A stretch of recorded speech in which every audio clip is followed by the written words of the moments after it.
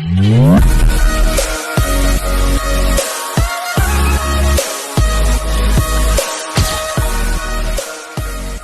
Place safety क्या है, उसको जानने के लिए आइए हम एक एग्जांपल लेते हैं। मानिए कई लोग किसी एक ऑपरेशन पे काम कर रहे हैं हैवी मशीनरी के साथ, और उनको ये नहीं मालूम है कि क्या क्या प्रिकॉशंस हैं या क्या क्या चीजें उन्हें करनी चाहिए, क्या नहीं करनी चाहिए। तो उनकी एक छोटी सी गलती बहुत ही बड़ा नुकसानदायी हो सकती है।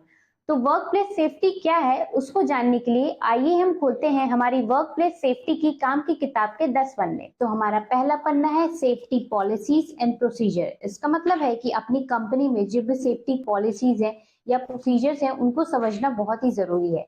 इसमें जैसे कि वर्क प्लेस में जो भी सेफ्टीज होती हैं, जो भी इमरजेंसी प्रोटोकॉल, मतलब कि अगर कोई एक्सीडेंट हो जाए तो क्या गाइडलाइंस होनी है उसे प्लान करना, या अगर कोई भी खतरा हो जाता है तो उसको किस तरीके से रिपोर्ट करना, ये सारी चीज।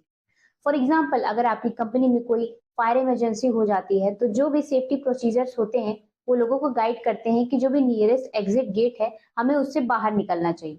तो हमारा दूसरा पन्ना है hazard identification and risk assessment. इसका मतलब है कि वर्क प्लेस पे जो भी खतरे हो सकते हैं उनको पहचानना और उनसे सतर्क रहना बहुत ही जरूरी है, और उन खतरों से जो और खतरे हो सकते हैं उसको एनालाइज करना चाहिए। फॉर एग्जाम्पल फिजिकल खतरे जैसे कि मान लीजिए कोई वायरिंग खुली हो, या तो फिसलते हुए फ्लोर्स हो सकते हैं, और जो भी हेल्थ रिलेटेड इश्यूज हैं जैसे कि कोई हार्मफुल केमिकल के कांटेक्ट में आ जाना। तो जो भी पॉसिबल खतरे हो सकते हैं उनको पहले से ही पहचानना चाहिए। तो हमारा तीसरा पन्ना है पर्सनल प्रोटेक्टिव इक्विपमेंट। इसका मतलब है कि जो भी पर्सन काम कर रहे हैं उनके पास अपने काम के अकॉर्डिंग एक पर्सनल इक्विपमेंट होना चाहिए जिससे कि वो सुरक्षित रह सके। इसमें जैसे कि सेफ्टी गॉगल्स या हार्ड हैट्स या जो भी सेफ्टी शूज होते हैं उन्हें उसे पहनकर रखना चाहिए। इससे उन्हें चोट कम लगेगी और बीमारियां कम होंगी। तो हमारा चौथा पन्ना है ट्रेनिंग एंड एजुकेशन। इसका मतलब है कि ऑर्गेनाइजेशन के द्वारा जो भी ट्रेनिंग प्रोग्राम्स प्रोवाइड किए जाते हैं हमें उसमें पार्टिसिपेट करना चाहिए, ताकि जो भी सेफ्टी प्रोसीजर्स हैं हमें उनके बारे में नॉलेज हो पाए, और जो भी सेफ्टी इक्विपमेंट्स हैं हम उनको यूज करना सीख जाए। हमें रेगुलर पार्टिसिपेट करना चाहिए ताकि हम अपने काम को और सेफ तरीके से करना सीख जाए। फॉर एग्जाम्पल अगर किसी कंस्ट्रक्शन साइट पे कोई न्यू एम्प्लॉय आता है तो हम उसको जो भी डेंजर हो सकते हैं उसके बारे में बताते हैं, जो भी सेफ्टी इक्विपमेंट है उन्हें कैसे यूज करना है ताकि वो उन खतरों से बच पाए। तो हमारा पांचवा पन्ना है एर्गोनॉमिक्स। इसका मतलब है कि वर्क एनवायरनमेंट में जो भी लोग हैं उनकी एफिशिएंसी के बारे में पढ़ना। तो जो भी लोग हैं उनको एर्गोनॉमिक प्रिंसिपल को फॉलो करना चाहिए ताकि वो हड्डियों मसल्स में होने वाले पेन या उनको जो भी चोट लगती है वो उससे बच। इसमें चीजें इंक्लूड होती हैं जैसे कि कैसे बैठना चाहिए, या कौन कौन से सेफ्टी इक्विपमेंट को यूज करना चाहिए, या सामान को किस तरीके से उठाना चाहिए, कैसे ले जाना चाहिए, ये सारी चीजें इसमें इंक्लूड होती हैं। तो हमारा छठवां पन्ना है हाउसकीपिंग। इसका मतलब है कि एक साफ सुथरा and well organised workplace बनाए रखना हमें एक्सीडेंट और चोट लगने से बचाता है। अगर हम कोई भी चीज गिर जाती है तो उसको तुरंत साफ कर देंगे, या जो भी इक्विपमेंट्स हैं उनको सही तरीके से रखेंगे तो हम एक्सीडेंट होने से बच सकते हैं। फॉर एग्जाम्पल जैसे कोई रेस्टोरेंट होता है, वहां पे अगर कोई भी चीज गिर जाती है तो उसको तुरंत साफ किया जाता है ताकि कोई भी अगर आए तो वो स्लिप होके गिर न जाए। तो जितना हम सेफ्टी रखेंगे हमारा वर्क एफिशिएंसी उतना ही बढ़ेगा।